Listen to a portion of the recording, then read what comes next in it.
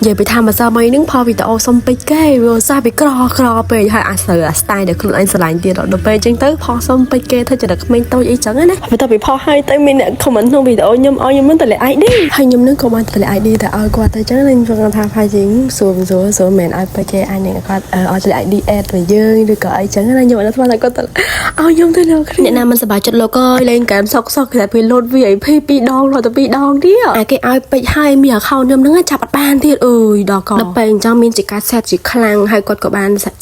សួរខ្ញុំថាចាបើចាប់បានថតឲ្យមើលផងអីចឹងទៅ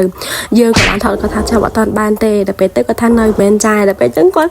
ឲ្យខ្ញុំ2ទៀតអូខេបាត់ច្រឡំនេះណាគាត់ឲ្យ VIP ប្រចាំបន្ទិននឹង2ទៀតអ្នកនរគ្នានិយាយទៅវីដេអូនេះខ្ញុំក៏ចង់និយាយច្រើនទៅអ្នកនរគ្នាខ្ញុំអរគុណទៅកាន់គាត់មែនតើអរគុណគាត់ខ្លាំងនិយាយទៅគាត់ចិត្តល្អខ្លាំងនិយាយទៅគាត់មិនដឹងថាគាត់មានសង្សារអត់ទេបើគាត់មានសង្សារវិញប្រហែលជាសំណាងដោយសារគាត់ដៃទលាយនិយាយទៅគាត់ឲ្យខ្ញុំហ្នឹងគាត់អត់មានសុំអីច្រើនទេអ្នកនរគ្នាគាត់គ្រាន់តែសុំលេងមួយខ្ញុំហើយនឹងចូលធីមមួយខ្ញុំទេអ្នកនរគ្នាអូយប៉ុន្តែសែតខ្លាំងចាប់អត់ទាន់បាន